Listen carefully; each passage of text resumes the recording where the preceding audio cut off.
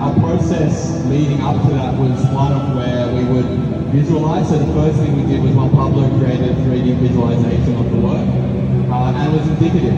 And then we took it from there into a model making process, and we used the model to start to work out how we would get a form, how we would actually, the logistics of building this in such a short time period, at human scale, so that it didn't feel like it was something up in the air. So you start over there and the ribbon's coming in, and then it comes down here to a point where you feel like you can touch it. And then most of the world has horizontal direction, like a ribbon, horizontal. We decided to put a vertical element, this ladder, as a way of anchoring the work, something that people can touch. Something that is very close to my heart is that every project we do starts with a harvest, and in this particular case the harvest is in Peaks Ridge. There's a Vietnamese family that has a bamboo shoot farm there. And other thing that's very exciting for us is to be here with a whole group of brass artists. We have giant brass, but there's the beautiful work, the brass portraits over there from England, and the beautiful work from Peru. So, and Diane's Greek work over there. So it's been fantastic to be part of the brass family for this exhibition. have the work move around each one, so that, you know, it's kind of sitting adjacent, dominating all these different works in the space. So it was a way of bringing together the whole exhibition. And on that same line, in the same way, you know, the water in the river will twist and turn according to the rocks and boulders. Well, this work does the same, but the boulders in this case are the artworks around it.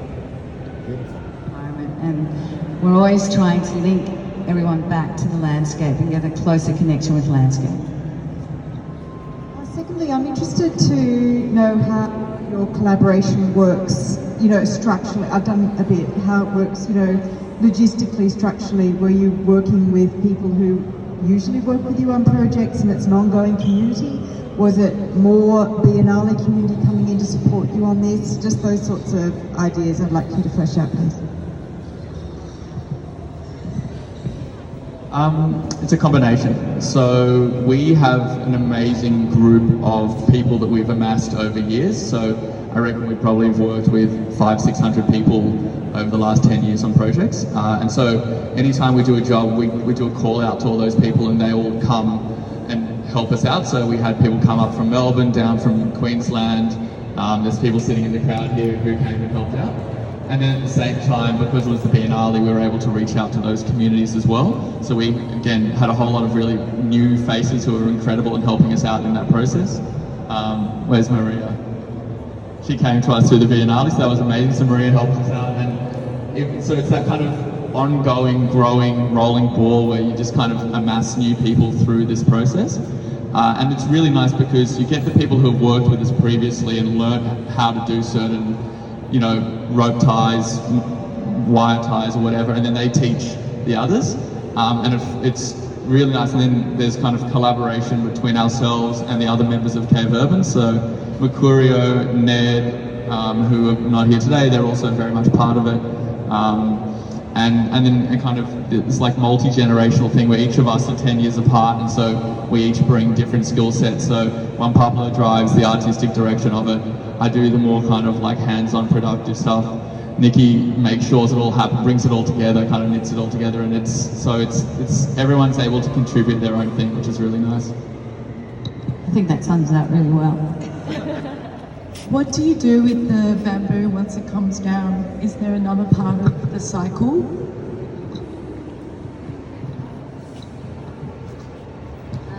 So there's two projects that we're looking at the moment. One is in Lismore. We're designing a high school up there at the moment, and it went completely underwater. So we're looking at doing temporary structures to get that school back up and running again. And in doing that, half of the panels that we have here now, we want to recycle to that project. We've also been approached by the Gama Festival, which is up in Gove in Arnhem Land, to do a work, and we thought that we could possibly take some of the bamboo with us for that. So in the next 3 months we'll be looking at different projects and how we can recycle the bamboo that we already have. It's always transport and storage that is the hardest part of recycling materials, but but one way or another we'll get there. I want to know about the ladder. What is the significance or the meaning of the ladder? So one of the challenges of having something hanging from the ceiling is how you engage with the audience, and we thought that something that anchors the work to the ground, something that you can touch, a part of the material that is in its natural state, that hasn't been split or turned into something else. It's also a relation of talking about a vertical direction rather than horizontal, so a counterpoint to what the rest of the installation does. A focal point for the spiral to turn around, and this idea of submerge and emerge, which is sort of talks about water bodies, you know, how we relate to water. So there's a series of elements that sort of make this decision. And I have a question. When you say traditional use of materials in building bamboo, what tradition are you speaking to? I think one of the interesting things with our work is that we're coming at bamboo from a culture of Australia where there is no real tradition of use. But when you go overseas, you find that bamboo is a material that's been used in many different cultures for thousands of years. So there's a very strong vernacular tradition of bamboo use in Colombia in South America. This ladder is probably more akin to a Vietnamese ladder. So you see these throughout Southeast Asia where it's kind of lashing and the poles running through. So a lot of our work originally when we first started out was going off and learning overseas. So we were doing work in Thailand. We have an ongoing collaboration in Taiwan with an artist there.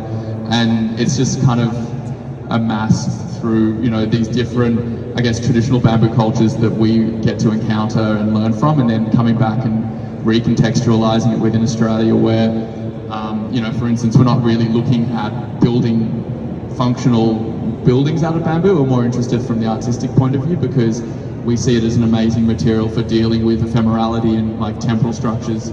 And so, yeah, in this case, you know, there's something very ephemeral to the work that we're doing because we've split it.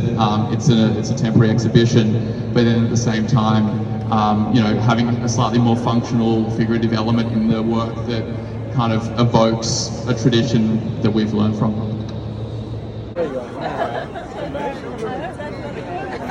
Definitely not. Well done.